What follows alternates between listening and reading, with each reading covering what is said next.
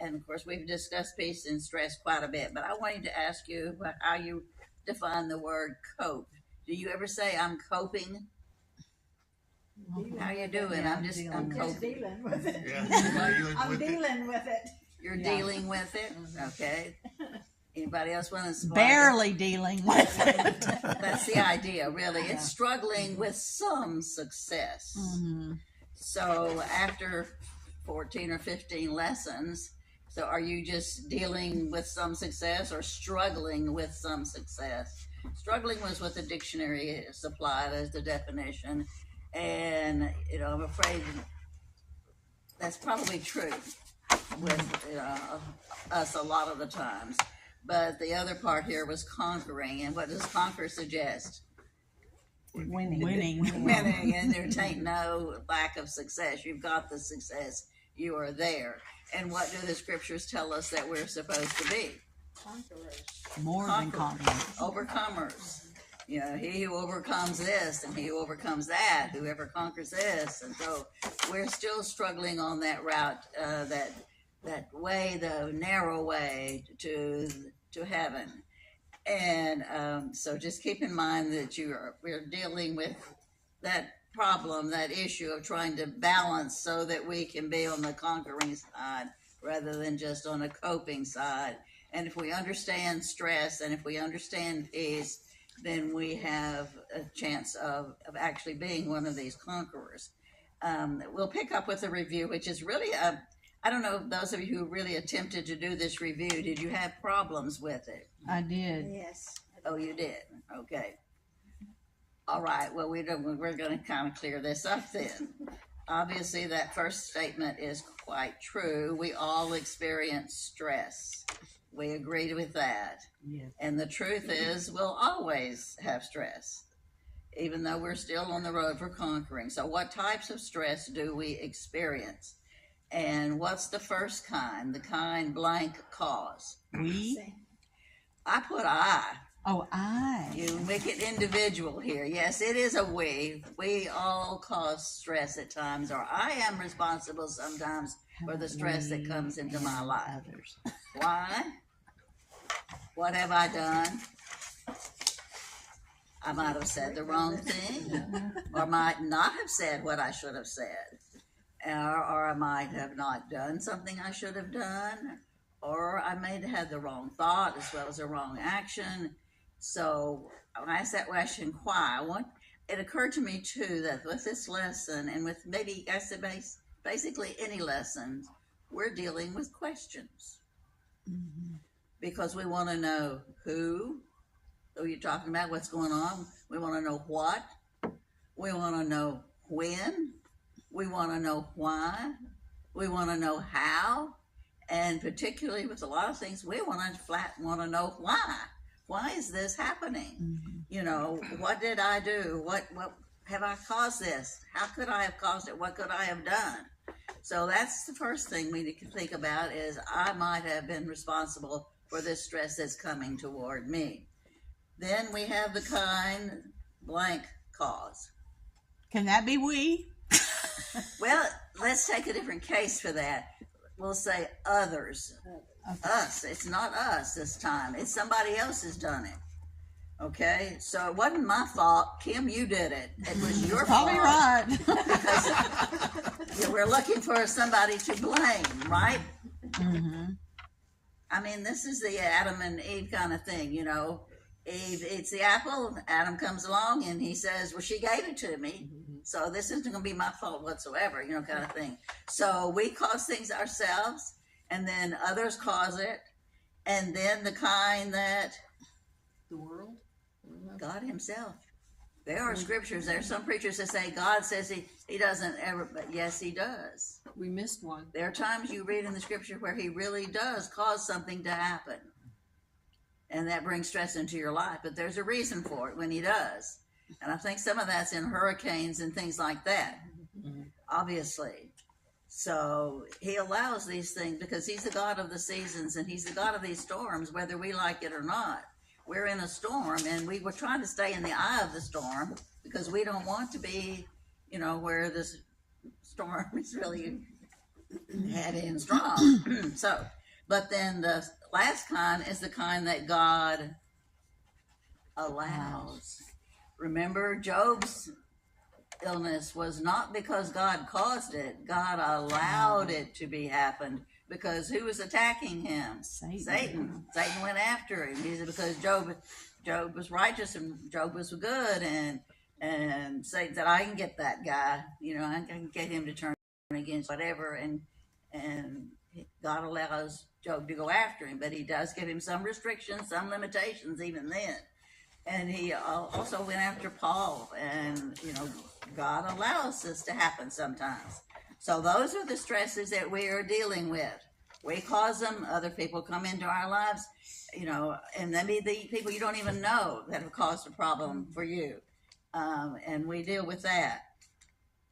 So in our first lesson, and we had Psalms 34:14, we learned that we must blank and blank the peace that passes understanding. What were our two verbs? Seek and pursue. Seek and pursue. Seek and pursue. We have to search for peace. We have to go after it. We're not, and that was one thing I heard this morning, that there are Christian cruising Christians, or Christians who are on cruise ships. Some Christians just want things to come along ever so easily, and you just cruise right on in. And so they're really not seeking. But if we're seeking and we're pursuing, we're a battleship Christian. That was the contrast. Oh. Are you a cruise ship Christian, or are you a battleship Christian?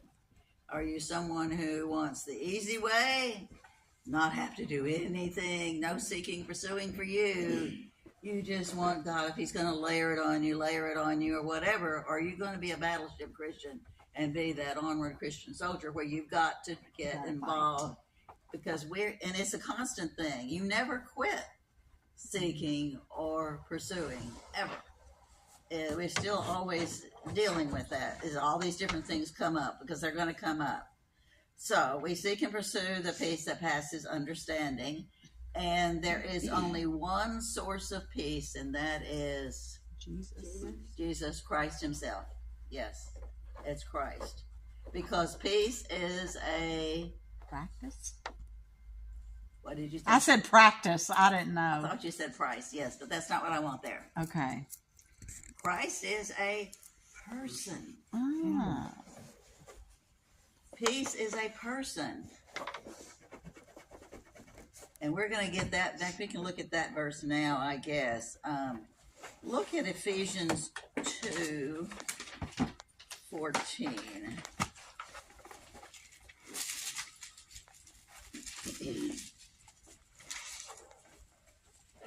Here I am changing up the way I was going to do this, so it'll be all right.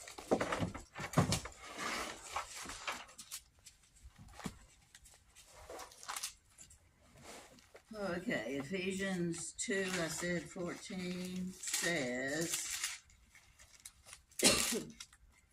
for he himself, as a person, is our peace, who has made the two one, and has destroyed the barrier, the dividing wall of hostility, by abolishing in his flesh the law with its commandments and regulations.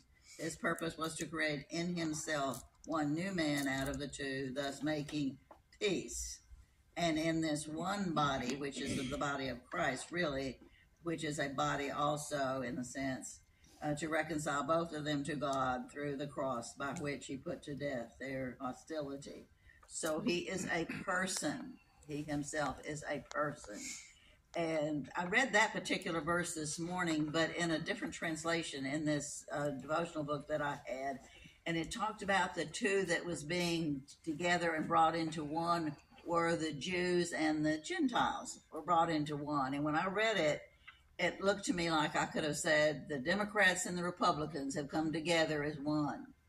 And Praise the God. idea was, and I mean, that's exactly what was in my mind, was going, that's what the Lord is wanting us to do. And we have to deal with all the issues and we become one, so that we, like I said, I want to get rid of those terms. We are either an American or we're not American, or we are a believer or we are not a believer, and that's all that it is, period. And so within the body of that group and that group, there's some of both. So, when we're not all Baptists and we're not all but I am perfectly content and happy with friends in the Methodist Church and friends in the Presbyterian Church and the friends in the Catholic. I mean, as long as I know that they are looking to the same God I'm looking to, and they may not see all the things the way I see them. He is that one person that we look to. He is a person, and that's where our peace comes from. So that's all the lesson, right? So you can stop. Okay, let's go back to this then. All right, so to fill these in, because I know you don't like these blanks. So, okay, so we have to be aware that the peace, source of peace, is Christ, and that He's a person. Then we talked about those sinners, and the first I was that we have to keep our focus on Christ, because He is with us. And that's Christ, the presence of Christ. We have to be aware He's with us right here, right now. And Lord, be with us. We thank You that You're with us. I praise You for that. Then we are supposed to practice the Sabbath. We are supposed to have a Sabbath rest. I found out this week too that Sabbath means cease or stop. That's from the word it starts from. We're ceasing or stopping from work. In order really to rest and to praise, we're to offer praise and worship. I mean, you have chosen, instead of staying in bed where it's warmer and dry right now, you've chosen to come here. So you are observing the Sabbath as the Lord intended it to be worship and a part of your life. So you're in one of the eyes of the storm. That's what you're supposed to be. And then we are supposed to practice huddles. And we're doing that right now too.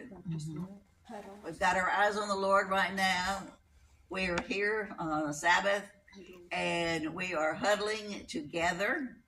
And that means we are fellowshipping with one another and acknowledging each other as individuals and of important people.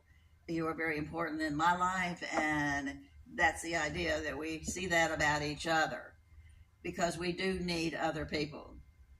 That's scriptural. And then we come to the fourth one. We're to develop our support by a number of things that we individually, personally do, which is memorizing and meditating. Just plain old studying the scriptures, reading the scriptures, studying them, memorizing, meditating, praying, all of those things that you do in the closet, so to speak. And and that's something we do individually. And so you're with a huddle when you're with others, and then you do things on your own, and you develop all of this. And in the process, in all of this, we studied that you have to be alert to the weeds or the roots of discontentment. You just flat don't have enough. You're discontented. So you're never getting enough. You always wanting, more time, more this, more that. And we have to be aware that God has given